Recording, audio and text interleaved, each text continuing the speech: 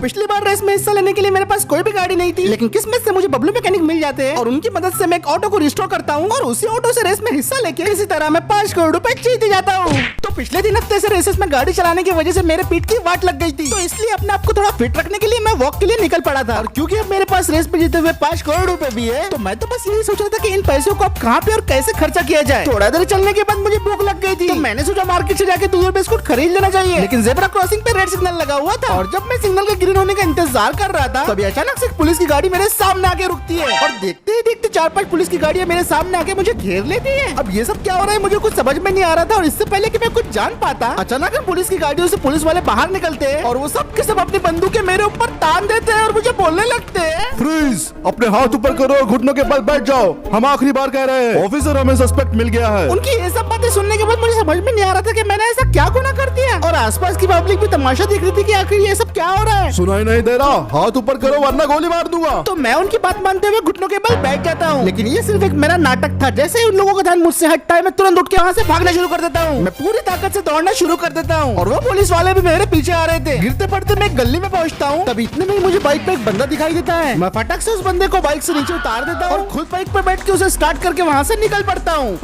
गिरा के कहाँ भाग रहे हैं? रुक जाओ। अब मेरे हाथ में बाइक लग गई थी, तो मैंने सोचा कि मैं उनसे बच जाऊंगा, लेकिन पुलिस वाले इतना आसानी से पीछा नहीं छोड़ते। मैं फुल रफ्तार से चोरी की इस बाइक को भगाया जा रहा था और पुलिस वाले तेजी से मेरे करीब आ रहे थे। 5-6 गाड़ियां मेरे पीछे थी। शहर में तो हर एक पुलिस की गाड़ी बिल्कुल मेरे सामने आ जा रही थी, जिनसे बड़ी मुश्किल से बच के मैं निकल रहा था। और तभी मुझे सामने दिखाई देता है ट्रक, जिसके लिए तो मैं अपने बाइक को रोक नहीं सकता था। तो मैं वही करता हूँ जिसमें मैं एक्सपर्ट हूँ।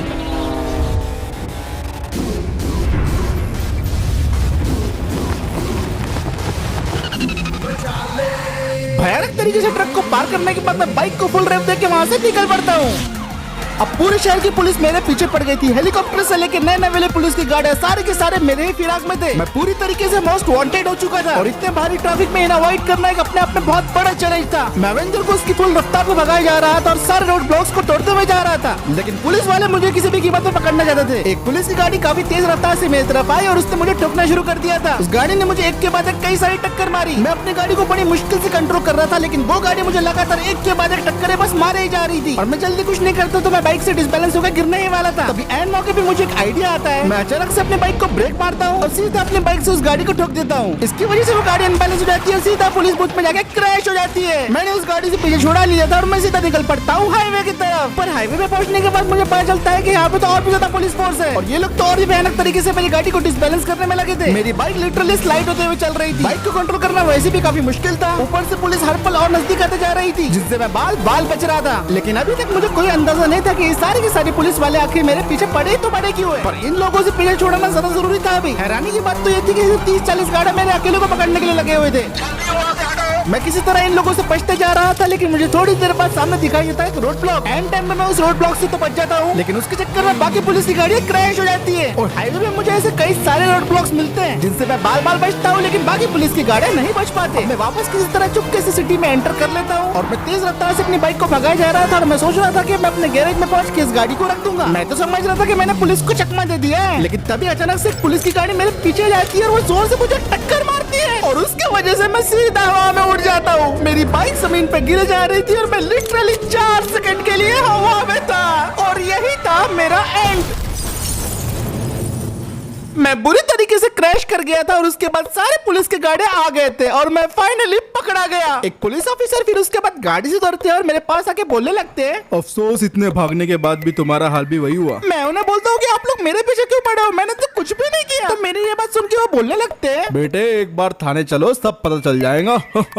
You are under arrest mister. Police वालों ने मुझे हिरासत में ले लिया था और उसके बाद मुझे सीधे पुलिस स्टेशन ले जाया जाता है। वाह वाह वाह, क्या गाड़ी भगाते हो उस्ताद, मान गए तुम्हें। जानते हो तुम्हें पकड़ने के चक्कर में हमारे 40 से ज्यादा पुलिस वाले घायल हो गए। और सर आप बोल रहे हैं कि इसकी वजह से 20 सिविलियंस को भी चोट लगी है। उनमें से एक को भी कुछ हुआ ना, ये तो सीधा गया उम्र कैद के लिए अंदर। ये सारी बातें सुन के मैं ऑलरेडी काफी घबरा रहा था और उसके बाद ऑफिसर्स मुझे बोलने लगते हैं कि अभी थोड़ी देर में बड़े साहब आएंगे वही तुझसे निपटने वाले। और इतना बोलने के बाद वो दोनों के दोनों ऑफिसर्स वहाँ से चले जाते हैं। वो लोग तो चले गए थे, लेकिन अब मैं सोच रहा था मेरा क्या होगा। क्या मुझे अपनी सारी जिंदगी जेल में ही गुजारनी पड़ेगी या फिर ये लोग मुझे फांसी दे देंगे। दिमाग में कई सारे ख्यालात चल रहे थे, तब इतने में कैबिनेट का दरवाजा खुलता है और इंस्पेक्टर साहब अंदर आए थे। मेरी तो यहाँ पे बुरी तरीके से फटी पड़ी थी। इंस्पेक्टर साहब फिर मेरे पास आते हैं और मुझे बोलने लगते हैं, तो वो तुम हो जिसकी वजह से डिपार्टमेंट में इतना हल्ला मचा हुआ है। पर तुम ये नहीं जानते कि कानून के हाथ काफी लंबे होते हैं, इसलिए तुम हमारी पकड़ में आ ही गए। उनकी ये बात सुनने के बाद मैं उन्हें बोलता हूँ कि इंस्पेक्टर साहब मैं बेगुनाह हूँ, मैं तो बस दूध और बिस्कुट लेने जा रहा था। तो ये सुन के वो बोलने लगते हैं, क्या कहा तुमने, बेगुनाह? ओ प्लीज, लगता है तुमने पुलिस और प्रशासन को मजाक समझ के रखा है। अभी तुम्हें बताते हैं कि तुम कितने बेगुनाह हो। और फिर उसके बाद इंस्पेक्टर साहब पीछे मुड़ते हैं और पास ही में रखे एक मॉनिटर के पास जाके मुझे बोलने लगते हैं, जरा देखो तो,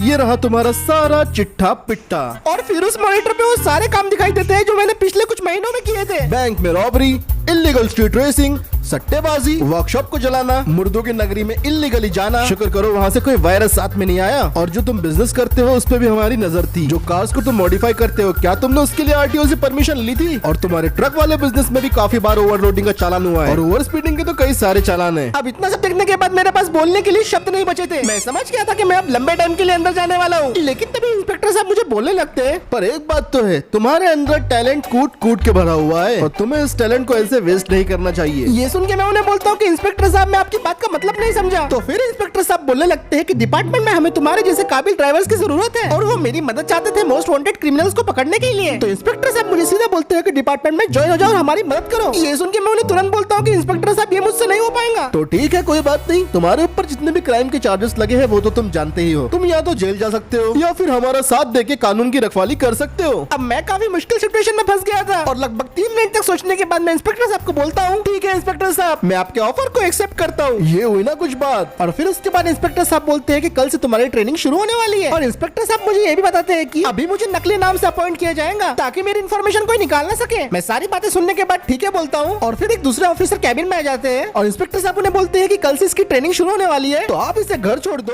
और फिर उसके बाद वो ऑफिसर मुझे अपनी गाड़ी में बिठाते हैं और सीधा लेके चलते हैं मेरे घर की तरफ। घर पहुंच जाने के बाद मैं गाड़ी से उतर जाता हूँ और वो ऑफिसर मुझे बोलने लगते हैं, कल सुबह 5 बजे तैयार रहना और कहीं भागने की कोशिश तो बिल्कुल मत करना, हम तुम्हें ढूंढ लेंगे। ये सुन के मैं उन्हें बोलता हूँ कि आप फिक्र मत कीजिए इंस्पेक्टर साहब, अब मैं कहीं नहीं जाने वाला। बिल्कुल तुम्हें ऐसा ही करना चाहिए। चलो मैं चलता हूँ। और फिर उसके बाद वो ऑफिसर अपनी गाड़ी को स्टार्ट करके वहाँ से निकल जाते हैं। उनके जाने के बाद मेरे दिमाग में सिर्फ एक ही चीज चल रही थी, वो थी अगली मॉर्निंग। अब अगली सुबह मैं प्रॉपर जिम वेयर में पुलिस की ट्रेनिंग के लिए तैयार था और जैसे ही सुबह के 5 बजते हैं वैसे ही वो पुलिस ऑफिसर की गाड़ी मेरे घर के सामने आके रुकती है। वो ऑफिसर मुझे आवाज देते हैं और मैं दरवाजा खोल के गाड़ी की तरफ बढ़ रहा था। मैं फटाफट गाड़ी की तरफ जाता हूँ और ऑफिसर को बोलता हूँ मैं पूरी तरीके से तैयार हूँ। हाँ वो तो दिख रहा है, गाड़ी में बैठ जाओ। मैं गाड़ी में बैठ जाता हूँ और उसके बाद पुलिस वाले भाई सब अपनी गाड़ी को स्टार्ट कर देते हैं और हम लोग सीधा मिल के निकल पड़ते हैं एकेडमी की तरफ। आज ट्रेनिंग का पहला दिन था तो मैं काफी नर्वस था, लेकिन मैं इस बात को लेकर भी एक्साइटेड था कि मुझे पुलिस के साथ काम करने का मौका मिल रहा है। और फिर उसके बाद 15 मिनट ड्राइव करने के बाद फाइनली हम जाते हैं एकेडमी की तरफ। ये हमारी ट्रेनिंग का पहला फेज था और मुझे वहाँ पे पहुँचने के बाद दिखाई देते हैं इंस्पेक्टर साहब और वो मुझे बोलने लगते हैं, मैं आपको बता दूं कि आपके अगले कुछ दिन काफी कठिन होने वाले हैं। हाँ ये बात तो मैं जानता हूँ। तो आज से तुम्हारी ट्रेनिंग शुरू होती है और तुम्हारी ट्रेनिंग का पहला पड़ाव है कि इस ग्राउंड के 100 चक्कर लगाओ। और फिर उसके बाद मैं अपनी रनिंग को स्टार्ट कर देता हूँ। स्टार्टिंग में तो मैं टास्क कंप्लीट करने के लिए बहुत तेज भाग रहा था, लेकिन धीरे धीरे मुझे रियलाइज हुआ कि मुझे आराम आराम से भागना चाहिए ताकि इस टास्क को मैं अच्छे से कंप्लीट कर सकूं और मेरी एनर्जी एक ही जगह पे वेस्ट ना हो। 100 चक्कर लगाना उतना मुश्किल नहीं लग रहा था, लेकिन धीरे धीरे मेरी हवा टाइट होने लगी। पर मैंने सोच लिया था कि मेरी रनिंग एकदम परफेक्ट होनी चाहिए क्योंकि पुलिस के काम में मोस्ट ऑफ द टाइम चोरों के पीछे भागना पड़ता है। इसलिए मैं अपना पूरा जोर लगा के फाइनली 2 घंटे के अंदर 100 राउंड्स को कंप्लीट कर लेता हूँ। लेकिन ये तो सिर्फ शुरुआत थी। उसके बाद इंस्पेक्टर साहब मुझे 150 पुशअप्स करने को बोलते हैं और जिम ज्वाइन करने का फायदा तो अब मुझे लिटरली दिख रहा था। चलो जल्दी, 43 और बाकी है और स्पीड से करो। एक के बाद एक मैं पुशअप्स करता रहा और आखिरी के 20 पुशअप्स में मेरे हाथ कुछ ज्यादा ही दर्द करने लग गए थे, लेकिन किसी तरह मैंने 100 पुशअप्स भी कंप्लीट कर लिए। अब दोपहर तक मैंने ऐसी कई सारी एक्सरसाइज की जो ट्रेनिंग का हिस्सा था, साथ में काफी सारी वेट लिफ्टिंग भी की। लिटरली अब मेरे हाथों ने जवाब दे दिया था। लेकिन इंस्पेक्टर साहब मुझे बीच बीच में बहुत ज्यादा मोटिवेट कर रहे थे, तो मैं भी अपने अंदर हिम्मत जगाता हूँ और अपने सारे फिजिकल टेस्ट सक्सेसफुली पास कर लेता हूँ। फिजिकल टेस्ट को सक्सेसफुली कंप्लीट करने के बाद हम आ गए थे डिपार्टमेंट के शूटिंग रेंज में और यहाँ पर मैं प्रॉपर गन चलाना सीखने वाला था। तैयार हो तो शुरू करो। और उसके बाद एक मूविंग टारगेट मेरे सामने आ जाता है जिसे मुझे परफेक्टली शूट करना था। अब स्टार्टिंग में तो मेरे निशाने एकदम घटिया लग रहे थे और वो टारगेट काफी स्पीड से मूव भी कर रहा था, लेकिन कुछ मिनटों बाद मैंने गन के ऊपर कंट्रोल करना सीख लिया था और धीरे धीरे मेरा एम परफेक्ट होते जा रहा था। फाइनली मेरा अब निशाना भी परफेक्ट हो गया था। अब ऐसी सारी ट्रेनिंग लगभग 2 हफ्तों तक मेरी चलती ही रहती है और ये तो अब जैसे मेरा डेली रूटीन बन गया था। फाइनली 2 हफ्ते बाद मेरी ट्रेनिंग कंप्लीट हो गई थी और उसके बाद मैं बन गया था एक ऑफिशियल पुलिस ऑफिसर। वर्दी पहन के मैं पूरी तरीके से तैयार था और लिटरली सोचा नहीं था कि मैं अपने आप को इस पोजीशन पे पाऊंगा। एज अ पुलिस ऑफिसर ये मेरा पहला दिन था, तो मैं पुलिस डेस्क पे जाता और वहाँ पे ऑफिसर बोलने लगते हैं, डिपार्टमेंट में आपका स्वागत है मिस्टर मूसा। अब जैसा कि इंस्पेक्टर साहब ने कहा था, कोई मेरी असली पहचान पता न कर सके, इसलिए मुझे ये मूसा नाम दिया गया था। उसके बाद डिपार्टमेंट के वो ऑफिसर मेरे कुछ साइंस वगैरह लेते हैं, थोड़े बहुत सवाल जवाब करते हैं और फिर फाइनली मुझे बोलते हैं, आपका वेरिफिकेशन यहीं पे कंप्लीट हो रहा है, आपको as a highway patrol officer appoint किया गया है। ये सुन के तो मैं और भी खुश हो गया था, क्योंकि भाई ये तो मेरी फेवरेट फील्ड है। और फिर ठीक है, आप जा सकते हैं। ऑल द बेस्ट मिस्टर मूसा। मैं थैंक यू ऑफिसर बोलता हूँ और उसके बाद मैं वहाँ से निकल पड़ता हूँ। मैं पुलिस स्टेशन से अब बाहर आ गया था, लेकिन जब मैं सीढ़ियों से नीचे उतरा, मुझे दिखाई देती है एक आरटीओ स्कॉर्पियो जो कि पार्किंग में खड़ी हुई थी। मैं ऑफिसर से पूछता हूँ, ये गाड़ी किसकी है? तो वो मुझे बोलते हैं, अरे मूसा भाई, ये गाड़ी आपको अपॉइंट हुई है 2018 Mahindra Scorpio SL1 BS6 highway petrol, और यही आपकी डेली ड्यूटी वाली गाड़ी रहने वाली है। ये सुन के तो मैं काफी ज्यादा खुश हो गया था। मेरी फेवरेट गाड़ी का मुझे पुलिस वर्जन मिल गया था। फिर गाड़ी का दरवाजा खोल के मैं उसके अंदर बैठ जाता हूँ और बहुत दिनों के बाद मैं अपनी ओरिजिनल SL1 को स्टार्ट करता हूँ और अब तो मुझे बहुत ज्यादा मजा आ रहा था। पुलिस ऑफिसर विद स्कॉर्पियो, इससे ज्यादा रफ्तार और क्या हो सकता है। और एक्साइटमेंट के चक्कर में मैंने गलती से पुलिस का सायरन बजाना शुरू कर दिया, तो वहाँ पे ऑफिसर बोलने लगते हैं,